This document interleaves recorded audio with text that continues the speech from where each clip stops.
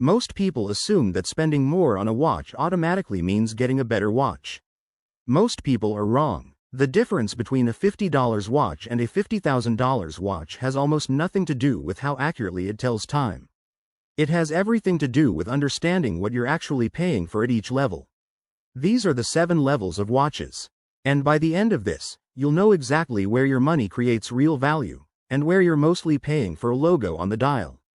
Let's get into it. Level 1. Fashion watches and entry quartz.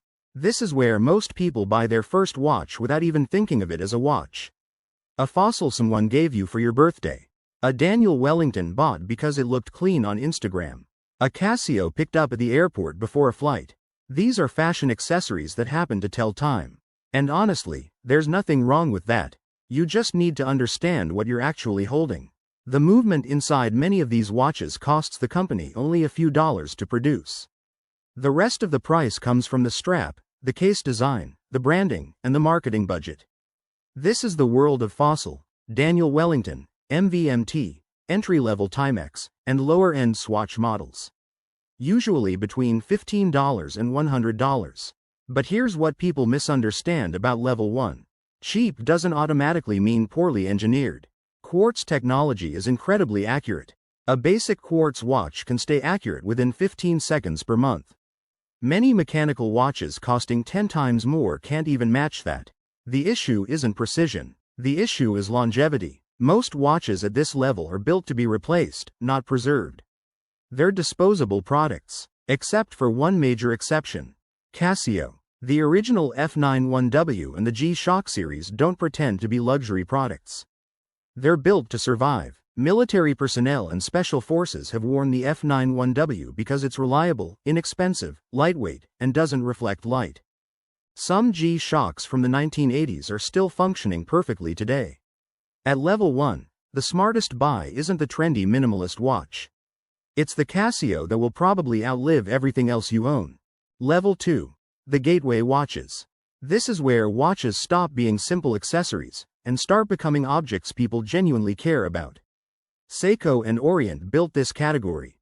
The Seiko 5 line, the SKX007, the Orient Bambino. Now you're getting real mechanical movements with actual long-term durability. Prices usually range between $70 and $500. And for the first time, you're buying something that could realistically be passed down one day. At level 2, the movement finally matters. Seiko manufactures many of its components in-house, which is far rarer than most people realize. Movements like the NH35 and NH36 are famous because they're durable, repairable, and capable of running for decades with basic servicing.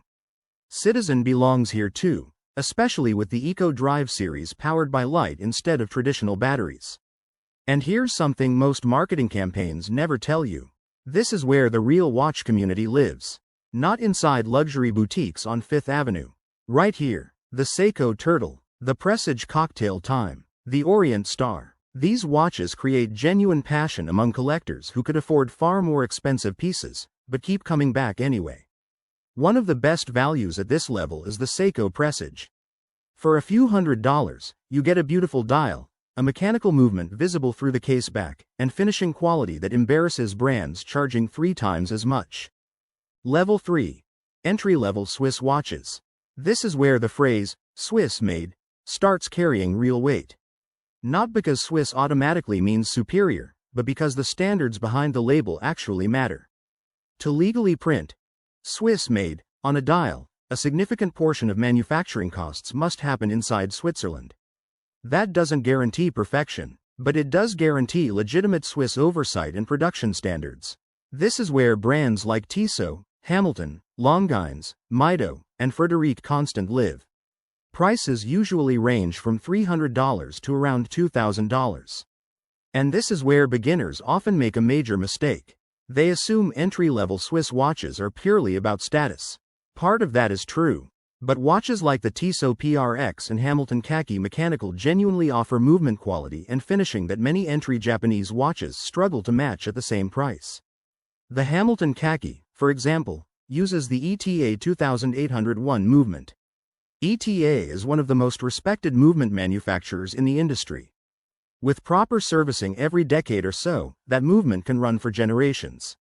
One of the strongest values at this level is the Longines Hydro Conquest.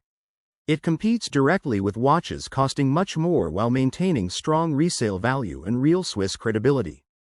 Level 4. Enthusiast Territory. Now we enter the level where personal taste starts mattering more than specifications. Between roughly $2,000 and $8,000, watches begin developing personality. This is the world of Tag Heuer, Rado, entry-level Omega, and Grand Seiko. The conversation changes completely here. You're no longer asking, does this watch work well? You're asking, what does this watch say about me? Grand Seiko deserves special attention at this level. Outside the watch world, many people barely know the brand exists. Inside the watch world, collectors speak about Grand Seiko with the same respect they give Swiss brands costing far more. The finishing is done by hand. The famous Zaratsu polishing technique creates mirror-like surfaces so sharp and reflective they almost look unreal. Machines don't create that finish. Craftspeople do, and the movement decoration often exceeds what many Swiss brands offer at the same price. But Level 4 also introduces something else: brand storytelling. A lot of what you're paying for between $2,000 and $8,000 is heritage, marketing, and boutique presentation.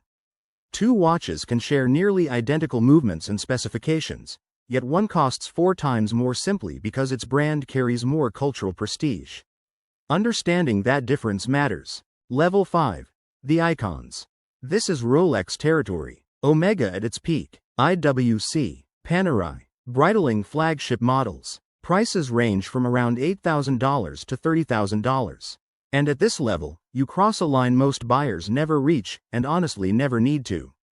Because Level 5 isn't just about specifications anymore.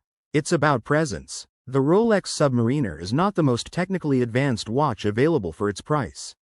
There are watches with more complications, more detailed finishing, and more exotic movements. But the Submariner carries decades of cultural weight behind it. Divers wore it, explorers trusted it, its design language has remained recognizable since the 1950s. That history matters, and it's one reason Rolex holds value better than almost any other consumer object. But here's the uncomfortable truth about Level 5. You absolutely do not need to spend this much money to own an excellent watch. A Grand Seiko from Level 4 may actually feel more satisfying on your wrist day to day. But if you want one serious watch you can wear for the next 30 years without regret, a Rolex Submariner or Omega Seamaster will never look outdated. That combination of timeless design, durability, and resale value is incredibly rare. And among them, the Omega Seamaster Diver 300M remains one of the best overall values. Its coaxial escapement requires less servicing than traditional movements, and its master chronometer certification represents one of the highest testing standards in the industry. Level 6. High Horology. Now we enter an entirely different category. Patek Philippe, Audemars Piguet, Vacheron Constantin, A. Lang & Son. Prices range from roughly $30,000 to well over $150,000. At this level, you are no longer paying for better timekeeping. You are paying for human craftsmanship, hand finishing, hand assembly, hours of labor impossible to automate. Inside a Patek Philippe movement, every edge is beveled by hand. Every component is polished and decorated to standards most people will never even see because the movement spends its life hidden behind the case.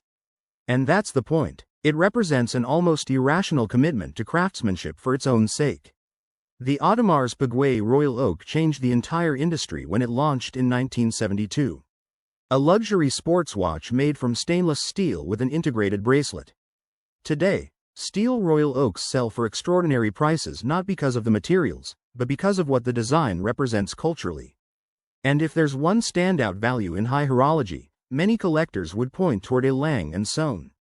The German finishing quality is so extraordinary that even elite Swiss watchmakers openly respect it. Among serious collectors, Lang movements are considered some of the finest ever made. Level 7. Collector grade and ultra rare. At this level, watches stop being everyday objects. They become artifacts. This is the world of rare vintage Patek Philippe references, independent watchmakers, discontinued grail pieces, and watches so rare that replacement parts may no longer exist. FP Journe belongs here. François-Paul Journe produces extremely limited numbers of watches by hand in Geneva. Collectors value them not because of hype alone, but because the quality is genuinely extraordinary. Then there's the Patek Philippe Nautilus 5711, a stainless steel sports watch that retailed for a fraction of what it later traded for after discontinuation. Prices exploded beyond $100,000 almost overnight, not because the steel itself became more valuable, but because scarcity and desire took over. And here's the uncomfortable truth about Level 7. Many of these watches are barely worn. They live inside safes. They appreciate in value. They get photographed for insurance paperwork. And sometimes that's fine. The watch market has absolutely created enormous wealth for collectors who bought the right pieces decades ago. But if you think a six-figure watch will feel proportionally better on your wrist than a great watch from Level 5, you'll probably be disappointed. Because diminishing returns hit hardest at the very top. So where should you actually spend your money? The sweet spot lives somewhere between levels 2 and 5, roughly $200 to $15,000. That's where quality, craftsmanship, durability, and value overlap most realistically. Start at level 2 or 3 and figure out what you actually enjoy. Do you care about movement finishing? Dial design? Durability? Mechanical engineering? Answer those questions with a Seiko before answering them with a Rolex. Explore level 4 once your taste develops. Spend serious money at level 5 only when you know exactly what you want and plan to keep it for decades. And unless you're treating watches as investments, you can safely ignore level 7 entirely. That money could buy an entire lifetime of incredible watches instead of one legendary piece sitting untouched in a safe. Because at the end of the day, the best watch is the one you actually wear. Everything else is just very expensive furniture.